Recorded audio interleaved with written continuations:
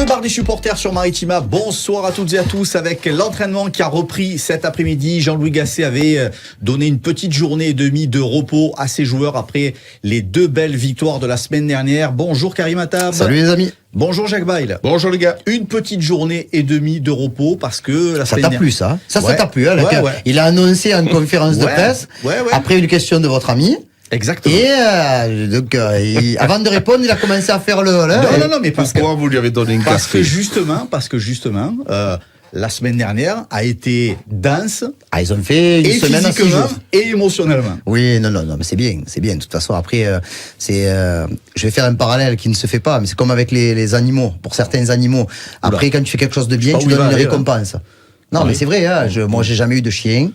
Et je touche du bois. Je touche du bois parce que avec ma famille, ils essaient de me mettre des chiens de partout, mais non, je tiens pour l'instant, que j'aime beaucoup les chiens, mais de loin. Et du coup, il paraît que quand les chiens, quand tu les dresses, qu'ils font quelque chose de bien, tu leur donnes une petite récompense. Voilà. Ben là, pour le coup, les joueurs, ils ont fait quelque chose de très bien. Après, dans un laps de temps assez restreint, je rappelle bien entendu qu'il y a cette histoire de mise au vert et de mise en place le jour même du match, qui à mon avis va pas durer pendant 3 semaines. Hein.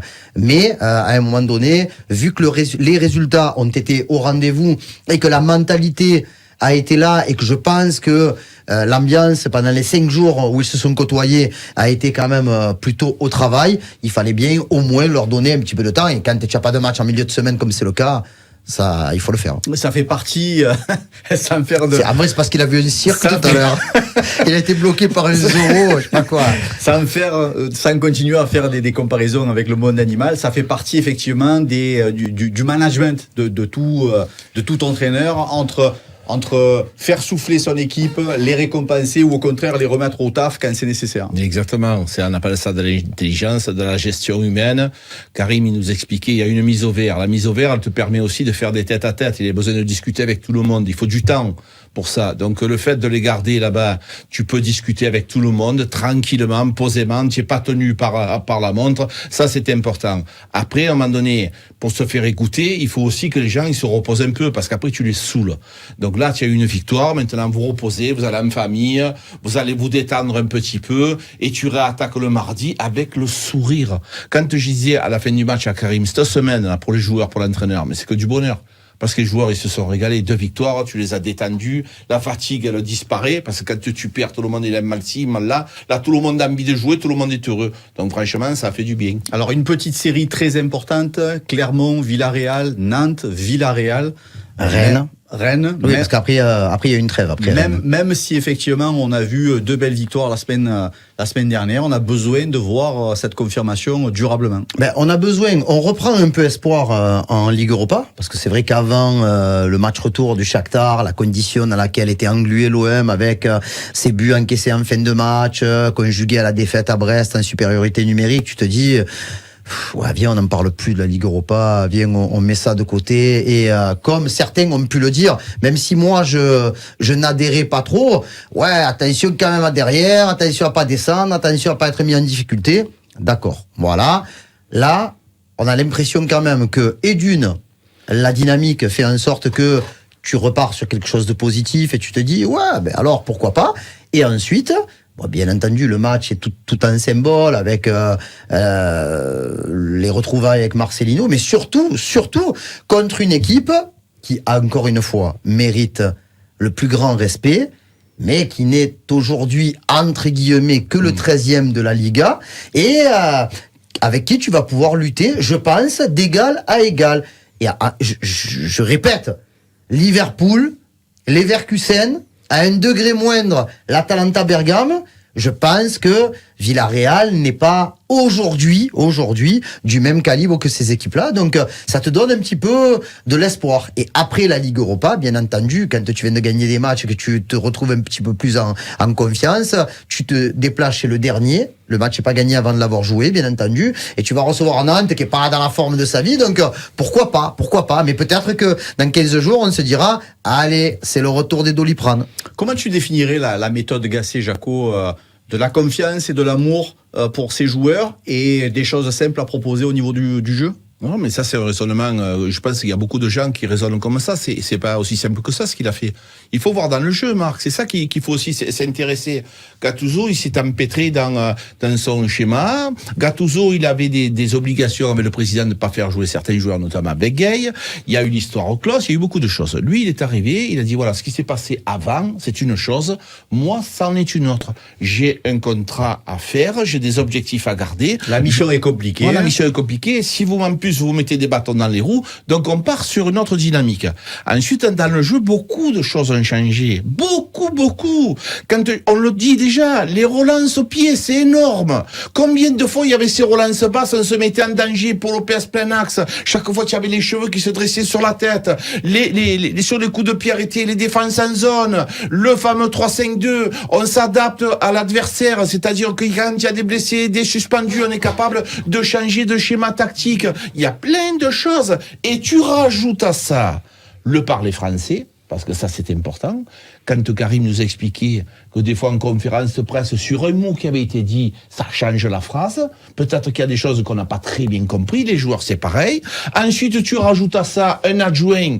Excusez-moi de croire que c'est un papa. Voilà, parce que Jean-Louis Gasset, c'est très bien, mais Ghislain, c'est un amour d'homme, et donc ça fait du sucre dans le vestiaire. Alors, j'ai pas dit qu'on va tout gagner, les gars. Non, ça, c'est pas possible. Mais pour l'instant, il y a du mieux, et on va essayer d'en profiter quand même. Et puis l'autre intelligence, c'est d'avoir gardé Pancho Abardonado aussi dans la boucle pour faire gagner du temps, pas forcément sur connaître les joueurs, mais connaître les hommes. Bien sûr, mais bon, voilà, Gasset en a déjà parlé, que la première nuit qu'il a passée après sa prise de fonction, c'est-à-dire le mardi soir, il a pris, je crois, 6 heures de la nuit à discuter avec Pancho Abardonado pour connaître un petit peu les histoires des uns, des autres, leur comportement, comment ça s'est passé depuis le début de la saison. Pancho, c'est le lien. Et c'est vrai que, alors Pancho était important dans un staff étranger, mais je trouve que Pancho reste très important dans un staff français, parce que c'est celui qui détient un petit peu, pas les secrets du vestiaire, mais il a quand même une relation qui est beaucoup plus forte avec les joueurs qui sont là depuis longtemps, et même ceux qui sont arrivés il y a peu de temps. Donc dans un vestiaire, et Jaco connaît très très bien ça, puisqu'il a été adjoint dans un staff pendant des années et des années, il y a des joueurs qui vont venir se confier beaucoup plus facilement à un adjoint qu'à un entraîneur principal. Et ça, c'est une richesse pour Gasset d'avoir désormais Ghislain Printemps qui le suit dans sa mission ici à Marseille, et de pouvoir compter sur Pancho Abardonado et sur John Pasqua, l'entraîneur des gardiens, qui traverse lui aussi toutes les tempêtes. Voilà, il y a 2 gardiens, c'est un peu spécial parce qu'il y a 2 gardiens espagnols, plus Simon Ngapanduetumbu, plus Yele Van Neck, plus, on l'espère bientôt, Aboubakar Dosso, le gardien fantastique des U19. Et par rapport à ça, John Pasqua, il a une place à part, parce que la fraternité qui peut exister entre les gardiens, elle ne se mélange pas automatiquement avec les joueurs. Donc tout ça, c'est important. Eux, ils sont à part. Déjà, ils n'ont pas le même maillot. Ils s'entraînent à part. Déjà, ils ont des gants. Voilà. Mais c'est une confrérie. les gardiens, c'est tout à fait différent, Karim. Ils sont entre eux. Et quelquefois, ils se mélangent pas trop au groupe. Ensuite, on parlait justement du vestiaire. Moi, sincèrement, ce que l'on a fait, c'est qu'on a appelé les anciens entraîneurs pour savoir ce qui pour eux avait bien marché et ce qui pour eux n'avait pas bien marché. Et les gens, les gars, même si faut pas être bête à ce niveau-là, il faut écouter ce qu'il te dit l'autre. Le gars, il est resté 2 ans. J'allais te dire, tu peux l'écouter et t'en foutre complet, quoi. Oui, mais tu l'écoutes, mais après tu fais ton idée. Parce que toi, dans 2 ans, c'est toi qui vas être viré, hein. Ne crois pas que tu vas rester 20 ans, hein. Donc il faut se servir des acquis du précédent pour pas faire les mêmes erreurs et se dire, non, ça, moi, je le ferai pas. S'il te dit, bon, lui, c'est un feignant, tu vas vite t'en rendre compte. Donc ça, c'est important. C'est pour ça qu'il a aussi gagné du temps. La discussion de 6 heures avec Pancho Abardonado, peut-être qu'elle lui a fait gagner 10 jours ou 15 jours. Et puis, comme disait Jaco tout à l'heure, il y a 2 sujets épineux qui ont été, pour l'instant en tout cas, visiblement désamorcés. La situation de Klose, la situation de Pape Gueye. Tout reste fluctuant quand même, hein, autour de tout ça. Mais comme disait Jacques tout à l'heure, tu peux pas demander d'avoir des résultats en essayant de décréter l'union sacrée et la solidarité générale. C'est 2 cas différents quand même. Hein. Oui, c'est 2 sûr. cas vraiment différents, parce qu'il n'a jamais été question de mettre Klose sur le côté. Hein. Du moment où il est un joueur de l'Olympique de Marseille et qu'il s'entraîne normalement, il joue. Klose, voilà. Et donc, que ce soit Pablo Longoria, Mehdi Benassia ou Stéphane Tessier ou qui que ce soit, personne n'a jamais dit Klose ne jouera plus. Hein. Ils ont voulu. Il est juste ils ont voulu sur la rampe de lancement pour un départ. Pas du tout. Ils ont essayé de le faire sortir en fin de mercato, mais il est pas parti. Donc il est là. Il a un statut international. Il est titulaire à part entière. Tu vas pas dire le mec il sort. Donc là, le seul truc, c'est qu'il faut travailler psychologiquement, mentalement, pour faire en sorte qu'il soit dans de bonnes conditions, parce qu'il a traversé une période de turbulence quand même très importante. Hein. Il fallait pas qu'attacher la ceinture à ce moment-là, hein, parce que franchement, tu étais à 2 doigts de prendre le masque à oxygène. Pour Gueye, c'est autre chose. Et encore une fois, nous sommes mardi et on n'a pas encore toutes les explications. Bien sûr. Et j'espère. Regardez, Klose, je pense qu'on n'est pas prêt de le voir en zone mixte. Hein. Pour qu'il nous explique. Et Pape Gueye, je pense qu'on n'est pas prêt de le voir en zone mixte. Donc il va falloir essayer de passer derrière les portes pour essayer de les coincer, de faire les hyènes. Mais les hyènes gentilles, bien sûr. Hein, pas celles du Roi Lion. Hein, et cette histoire, c'est moins difficile pour Gasset. Lui, il arrive et il dit à Klose et à Gueye, moi, ce qui s'est passé avant, je m'en fous, je veux rien savoir, j'en ai rien à faire. Gattuso ne peut pas le dire, ça. Donc, ça lui fait quand même 2 éléments supplémentaires. Sur la motivation, on parle. Et c'est quand même des joueurs intéressants et importants, hein, dans l'effectif de l'OM. Donc voilà, c'est quelque part, les gars, finalement, dans un mal, on dit il y a toujours un bien. Finalement, la défaite à Brest, elle te permet, imagine-toi que tu fasses un match nul à Brest, qui n'était pas un mauvais résultat, mais tu prenais qu'un point. C'était pas un mauvais résultat, mais ça suffisait même pas dans le contexte. Voilà, ça suffisait pas. Peut-être que tu aurais gardé Gattuso, et peut-être que tu ne serais pas qualifié en Europa League. Donc voilà, quelquefois, il faut couper. Voilà, c'est fini, c'est terminé. Tout le monde en a crié au voleur. Mais là, pour l'instant, on savoure. Pour revenir sur l'état de fraîcheur des joueurs, on a vu un Samuel Gigot finir le match avec une douleur à l'épaule après un choc. Il s'est pris un tank. De gros engagements avec son coéquipier Pape Gueye. Est-ce qu'on a des infos? Est-ce que ça va? Est-ce qu'il a besoin de soins? Non, on n'a pas d'infos. Mais bon, moi, ce que j'ai vu après le match m'a rassuré. Après, voilà, il y a bien entendu, il faut faire attention. Mais bon, le fait qu'il y ait 6 jours avant le match de Clermont, c'est quand même. Ça va permettre à tout le monde de penser un petit peu ses blessures. Tu vois, Kondogbia, il y a eu de la gestion avec la sortie de Kondogbia quand même assez tôt dans le match. Il y a eu la sortie également de Jordan Verretou pour essayer de le préserver un petit peu. On a sorti Quentin Merlin également pour donner aussi un peu de temps de jeu à Ulysse Garcia. Non, mais c'est clair. Tu vois, Aubameyang qui est sorti sous les applaudissements. Voilà, Moumbagna qui n'a pas joué et qui avait beaucoup joué depuis son arrivée. Donc il y a plein de choses. Et après, attention, hein, pour Samuel Gigot, moi je remets pas en question du tout le statut de Samuel Gigot, loin de là. Mais aujourd'hui, tu joues à 3 et tu en as 4. Et le quatrième, il est vraiment bon, quoi. Oui, parce que, bien sûr qu'aujourd'hui, je pense que le numéro 1, vraiment celui que tu coches en premier dans ta défense centrale, c'est Mbemba. Parce que c'est quelqu'un qui est expérimenté, qui fait jamais de vagues, voilà. Après, Balerdi, qu'on l'aime ou qu'on l'aime pas, il est important dans cette défense. Ouais, il fait une belle saison. Voilà. Et donc, le troisième poste, aujourd'hui, Samuel Gigot est un peu moins bien quand même. Hein. Depuis 1 mois, il y a eu l'expulsion contre Metz. Donc, il y a eu ce but qui était évitable. Mais bon, voilà, il y a que celui qui fait se trompe pas. Mais il y a un statut de capitaine aussi. Mais bien sûr. Mais bon, il y a. Alors, je vais pas te dire, il y a Valentin Rongier qui va revenir dans pas longtemps. Mais bon, il y a Kondogbia qui porte le brassard. On a vu que c'est Mbemba qui a fini avec le brassard dimanche contre Montpellier. Moi, je pense juste que Bamo Meïté, il n'a quasiment jamais déçu. Et que Bamo Meïté, on peut le dire presque officiellement aujourd'hui, sera un titulaire en défense centrale la saison prochaine de l'Olympique de Marseille. Donc voilà, s'il y avait un gros écart entre Meïté et les autres, je te dirais, ouais, ça va, il n'y a pas de problème. Mais sauf que là, aujourd'hui, voilà, c'est... Peut-être que ça va donner des maux de tête au staff. Moi, je le sélectionne pas, Samuel Gigot. Je le mets pas titulaire. Je le garde avec moi, mais je le fais reposer.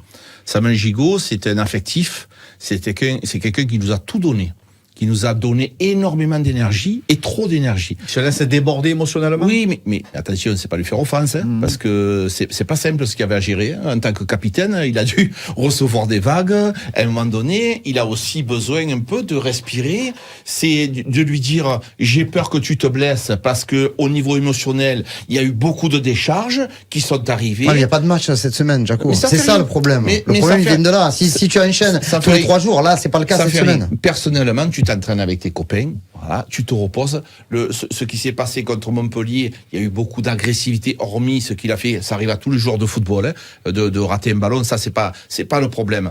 Mais il y a beaucoup de cartons jaunes, il y a beaucoup d'agressivité, cette fameuse, on va battre le bon joueur, faut y aller, allez, on va y aller. Mais ce que je te dis, il faut savoir le gérer, tout ça. Donc il se repose tranquille, il y a un joueur qui s'appelle Meïté, il rentre en cours de match, c'est problématique ça. C'est aussi de la gestion. Il en a besoin, le mec. Il est fatigué mentalement. Quand il arrive en zone mixte, des fois, il était débordé d'émotions. Capitaine de l'OM dans ces conditions, c'est pas rien, les gars. Donc, il a un petit peu besoin de souffler. Les blessures n'ont pas épargné l'OM cette année. Il y a 2 cas un petit peu problématiques cette semaine. Il y a visiblement Ruben Blanco avec une vieille blessure qui s'est réveillée. Et puis, Amir Murillo, ça risque de durer un petit peu plus longtemps que prévu. Amir Murillo, c'est simple, il s'est blessé...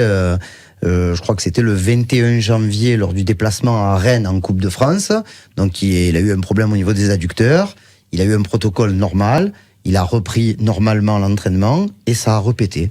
Donc on sait très bien que quand il y a une rechute, c'est souvent un petit peu plus long que sur le truc initial. Donc si on partait sur une indisponibilité entre 2 et 3 semaines pour Murillo, ça va se transformer en 1 mois et demi. 1 mois et demi, et quand tu regardes, si je te dis le 21 janvier, ça fait à peine 1 mois. Donc peut-être, j'espère qu'on l'aura de retour avant la trêve, mais peut-être qu'il n'y a aucun risque qui sera pris et qu'on profitera de la trêve et que je l'espère, même si pour lui c'est peut-être pas le top, qu'il sera pas sélectionné avec le Panama, parce que à partir de l'autre côté du monde à ce moment-là, alors que tu sors de blessure, c'est pas la meilleure des choses. Mais bon, on a vu que c'était problématique.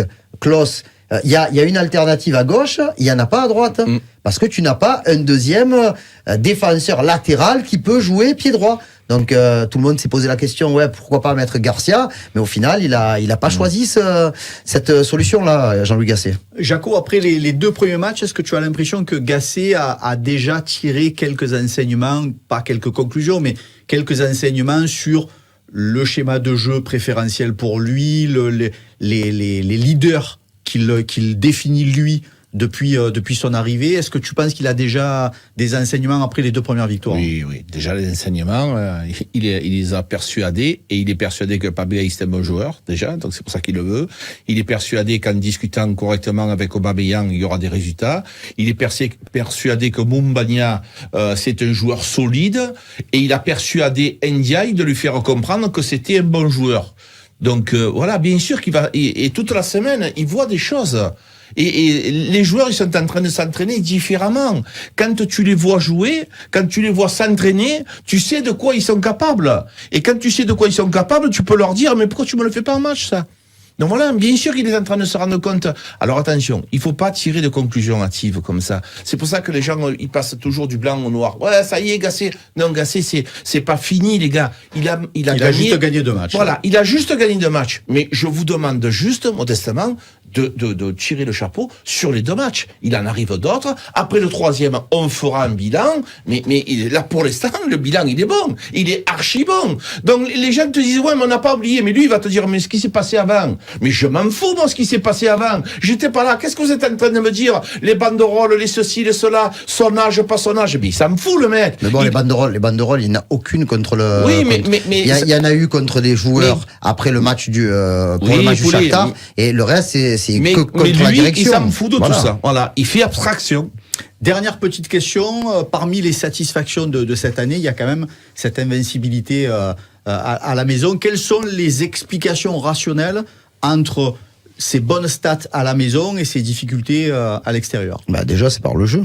C'est par le jeu, puisque tu sors de 2 saisons quasi exceptionnelles à l'extérieur. La première avec Sampaoli où tu monopolisais le ballon et que tu rendais fou tes adversaires et que tu avais quand même des mecs dans la surface et qui, même si on les critiquait, étaient capables de mettre des ballons au fond et le danger venait un petit peu de partout. Dans l'année Sampaoli, je rappelle quand même que le Dimitri Payet qu'on a vu, c'était sans doute une de ses meilleures versions, que on avait des attaquants qui s'appelaient Arkadiusz Milik, Cédric Bakambu sur la deuxième partie de saison, qu'on avait Cengiz Under sur le côté. C'était pas rien, Cengiz Under. Hein. On a beaucoup de gens qui ont oublié, beaucoup de gens qui l'ont critiqué et qui ont dit au bon débarras. Mais bon, quand tu te rends compte que pour le remplacer, c'est pas aussi simple que ça.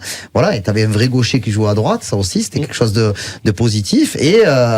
Et voilà, et tu avais du jeu. Là, je parle même pas de Tudor avec son jeu très vertical où ça accélérait, les latéraux étaient Tavares et Klose sur les 5-6 premiers mois, c'était monstrueux et tu marquais des buts, tu avais Alexis Sanchez. Voilà. Par contre, c'est sûr que ce qui est dommage, c'est d'avoir cette bascule avec un comportement quasi irréprochable à domicile, même si j'oublie pas que ces derniers temps, tu as fait beaucoup de matchs nuls. C'est pas des bons résultats, les gars. Non, mais tu n'as pas perdu pour l'instant. Ça fait rien, mais... faut pas dire c'est pas des bons résultats, Jaco. Quand tu regardes depuis le début de la saison, je me dis pas c'est pas des bons résultats. Une victoire vaut mieux que 2 matchs nuls. Oui, mais dans la tête, de temps en temps, une défaite fait plus de mal que 2 matchs nuls. D'accord. Sauf que au niveau comptable, des fois, il vaut mieux gagner un match que de faire 2 nuls. Parce que tu as fait des nuls contre Metz qui t'ont quand même poussé. On a fait un nul contre Toulouse, si je ne m'abuse. C'était le 17 septembre. Voilà. Mais ces matchs-là, à domicile. J'avais des cheveux à l'époque. Non, mais les gars. Il y a longtemps. Ce que je veux vous dire, c'est que au stade Vélodrome, il n'y a pas eu forcément de gros résultats aussi. Il y a eu des résultats intéressants, mais je pense qu'on a un manque de victoires. Et malheureusement. C'est deuxième ou troisième équipe à domicile. Mais malheureusement, les victoires, elles te rapportent 3 points. Et depuis le mois de janvier, c'était triste, hein. Allez, 2 victoires, justement, c'est sur... à domicile, bizarrement. À domicile, c'est bizarre. Donc, 2 victoires la semaine dernière. On verra effectivement comment s'amorce cette nouvelle série. Ça sera Clermont à l'extérieur cette fois-ci. Ça sera dimanche soir. On aura l'occasion d'en reparler. Dimanche soir, on te le racontera. Bien évidemment, samedi soir. Tu as vu comment il fait? Non, mais là, c'est comme ça, tu lui as fait le café. Allez, c'est l'heure de se quitter. On va pas lancer de débat parce que c'est insupportable à moi, il me dit. C'est insupportable. D'accord. C'est insupportable. C'est terminé pour ce soir et c'est pas si mal. Oui. Merci Karim. Merci les amis, juste pour vous dire que ça nous fait très plaisir d'être présents sur YouTube avec sur la chaîne Maritima Média. Vous pouvez retrouver le bar des supporters à la radio, sur la télé, en replay sur le site et en vidéo également sur YouTube. Donc me dites pas, j'ai pas réussi à le voir. Merci mon Jaco. Merci les gars. Belle fin d'après-midi sur Maritima et à demain mercredi.